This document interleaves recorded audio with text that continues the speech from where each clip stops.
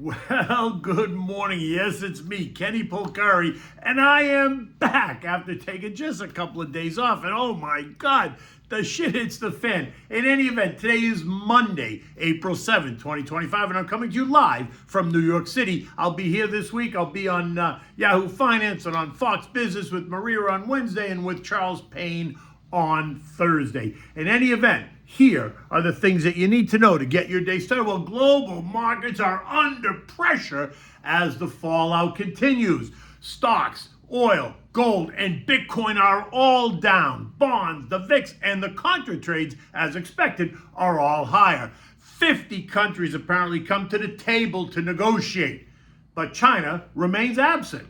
The Trump team digs their heels in. And what do we have for dinner tonight? Well, considering we're going to have the escarole and beans because it's easy to make, it's relatively inexpensive, and it's so good. Oh boy, like I said, I picked the worst 2 days to be off the grid as the market suffered the worst carnage in years. $5 trillion in U.S. paper price adjustments and an additional $2 trillion in global price adjustments. Now, I caution using the word loss because it isn't really a loss unless you actually make the sale and take the loss. Until then, it's just an adjustment. This after Donnie imposed system-wide tariffs on everyone, some more than others, but in the end, it was what it was, and markets, algos, traders, and investors all responded in kind. Some ran for the front door, the side door, the basement door, the garage door, trying to get out before the house burnt down, while others see the panic as an opportunity that is still playing out. And I say that because this story is far from over. And while the tensions are running high on both sides, you have to ask the question, was this type of sell-off just long overdue? Is this just part of the reaction to the 15 years of zero rates, $9 trillion worth of debt, unprecedented spending, and lopsided trade agreements? While some analysts expected the markets to calm down a bit after the Thursday beating, that would not be the story. Remember, when markets have such a visceral reaction and then close on the lows, it usually suggests that we're going to have further to go. And we did. The instability continued to hit U.S. markets on Friday, causing the Dow to lose a stunning 2,231 points, or 5.5%. The S&P gave back 325 points, or 6%. The Nasdaq choked, falling 965 points, or nearly 6%. The Russell lost 85 points, or 4.4%. The transports gave back 462 points, or 3.4%. The equal-weighted S&P lost 382 points, or 5.7%, while the Mag 7 spiraled out of control, losing another 1,270 points, or 5.8%. And again, the markets closed on their lows. Not a good sign. And here's the current state of affairs. So here it was at 7 o'clock this morning. Global markets are under pressure. Asian markets got crushed overnight. Hong Kong down 13.25%. China down 7%. Japan down 7.8%. Taiwan down nearly 10%. South Korea down 5.6%, while Australia was the winner, only down 4.25%. Circuit breakers were triggered in Japan, Taiwan, and South Korea. European markets, which just began the day, and the picture there wasn't any better. Germany down 6.1%, while all the other market centers are down more than 5% as the day began. Understand that Europe does not have a system-wide circuit breakers like the U.S. does. They have volatility interruptions or trading halts on individual securities to manage market volatility. The EU does not have a single circuit breaker policy. And U.S. futures at 5 o'clock this morning, well, they weren't any better. Dow futures were down 3.5%. The S&P's down 4%. The Nasdaq was down 4.25%. The Russell down 5%, while the Mag 7 appears to be down nearly 5% as well. Those have improved since 5 o'clock this morning, but markets are still lower. S&P circuit breakers will be triggered if the S&P falls 7%, hitting 4718.89.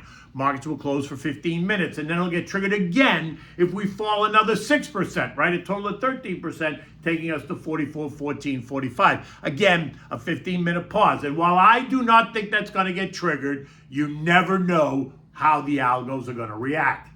Bonds are surging. The TLT added 1% on Friday. The TLH up 3/4, taking both of those ETFs up better than 6% year to date and likely going higher today. The 2-year Treasury is now yielding 3.53%, down 21% off the January high of 4.4%. The 10-year is yielding 3.94%, down 19% from its January high of 4.8%. Oil's trading down 4% at $59.50, now down 22% off the January high of $76.75. Oil now trading at levels not seen since October 21. If it fails to hold here, though, 55 is the next stop. Lower oil prices, though, lead to lower gasoline prices and lower transportation costs and lower manufacturing costs, and that will help ease inflation across the board, and so that is good. Gold up 0.3 at 3,045, but that's after it lost 5% last Thursday and Friday. And so you ask me why. Isn't gold a safe haven asset that should rise when anxiety rises and global slowdown and recession fears hit the tape? To that, I'd say yes, except gold has had a dramatic run, plus 45% in just 2 years. So there is some clear profit taking. And while it's a safe haven asset, it's going to come under pressure as investors who trade on borrowed money, and there are plenty of them, need to sell gold to meet margin calls as stocks go lower, right? The VIX is up 21% this morning, trading at 55, gapping higher off the Friday close at 45.41. We're challenging the highs last seen during the August 5th, January Japanese carry trade implosion that lasted one day. This feels like it's going to last a little bit longer, right? And as you can imagine, while stocks are under pressure, the contra trades are in the win column. The VIXY now up 62% year to date. The DOG up 11%, the PSQ up 20%, the SH up 15.75%, the SPSX up 48%. And the eco data, well, Friday's NFP report was better than expected. We created 228,000 jobs versus the 140 we expected. And that suggests the economy remains strong. But it didn't stop the selling.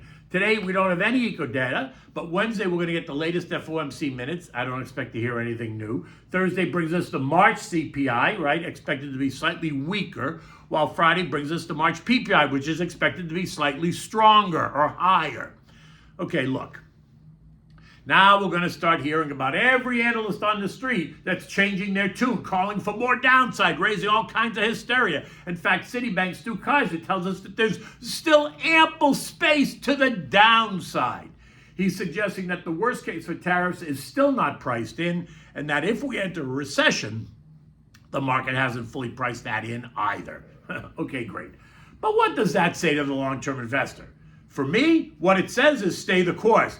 Make sure your risk score currently reflects your current mindset.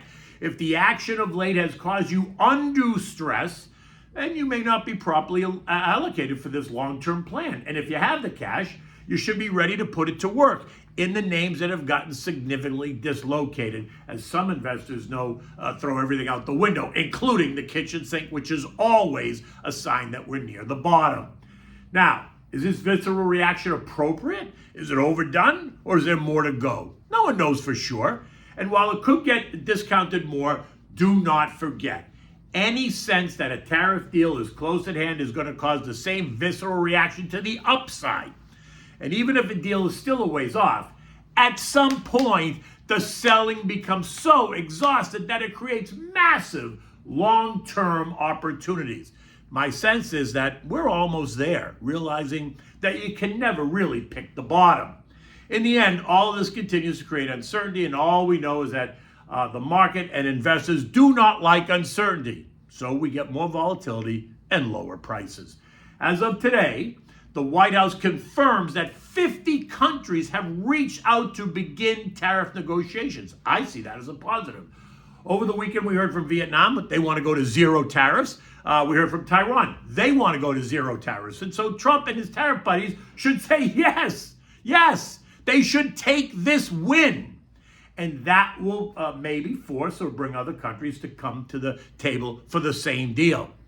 Like my good friend Tommy Hayes says, sometimes you got to be willing to take yes as the answer. Now, every one of the 11 S&P sectors is now in negative territory for the year. Tech down 21.5%. Consumer discretionary down 18.5%. Industrials down 10.5%. Communications down 10%. Energy down 8%. Basic materials down 7.5%. Real estate down 4.2%. Utilities are only down 1.5%, while consumer staples are basically flatlined, only down 0.2% year to date. Down the line, you had home builders down 11%, retail down 18.5%, airlines down 28%, the value trade down 9.5%, the growth trade down 17.5%, semis down 27%, aerospace and defense down 12%, big farmers only down 2.2%, and the list goes on and on. Remember, there's no reason to rush out to be an aggressive buyer at all. Patience is a virtue, and at this time is your friend, and the recent action has only confirmed that narrative. Earnings start this Friday with the big banks, JP Morgan, Citibank, blah, blah, blah. And then tax day is on the 15th. The S&P closed at 5,074, down 325 points, taking us through 3 century marks, right? We opened at 52.92. We traded through the 5100s, and we ended the day at 5,074. We're just 74 points away from the April 2023 low of 5,000. Should we pierce that, then it opens the door to S&P 4,500, 4,700 If futures are correct, then at the open, the S&P is going to be in official bear market territory, joining the Nasdaq and the Russell. Get comfortable again with being a bit uncomfortable. Know what you own and why you own it. Stay defensive while being cautiously optimistic, right? Because it's not all bad. Stick to your plan. Don't panic. And if the recent pullback is causing you undue stress, then maybe you need to reconsider the plan. Call me to discuss. You can get me at 561-244-2504, or go to the website, slatestone.com, and click on the Contact Us page. Send me a message. Put KP in the box. I'm happy to talk. Okay, so what are we having tonight for dinner? We're having the escarola and beans. Now, known in Italian as scarola fagioli, it is a classic dish rooted in the culinary traditions of southern Italy, particularly regions like Campania, Puglia, and Calabria. Its history reflects the resourcefulness of peasant cooking, or cucina povera, which is a poor kitchen, where simple, inexpensive ingredients were transformed into hearty, flavorful meals. While exact origins for this dish are hard to pinpoint due to its humble oral tradition beginnings, the dish likely dates back centuries, tied to the agricultural lifestyle of rural Italy. Now, for this, you're going to need olive oil, crushed garlic, escarola, cannelloni beans, vegetable stock, 1 red chili pepper, optional, but you can have it, salt and pepper, and a baguette of Italian bread, of course. Begin by sauteing the garlic and the sliced red chili pepper and olive oil. Add in the beans. Saute them just to get them hot. No need to cook them because you just want to warm them up. Then you're going to add in a cup of the veggie stock, bring it to a boil, and then add in the chopped escarola, season it with salt and pepper. Turn the heat down to simmer, let it just simmer on the stove. Now, while that's happening, slice the baguette and toast it either in the oven or directly on the stove, right? A little oil in the frying pan and just toast it. No garlic, just toast it, right? Serve it. When it's done, you're going to take the escarola, serve it in a large bowl. You're going to have this toasted Italian baguette bread. Oh my God, it is delicious. And you can use it as a side dish. You can use it as an appetizer. You can even use it for dinner. It is that good.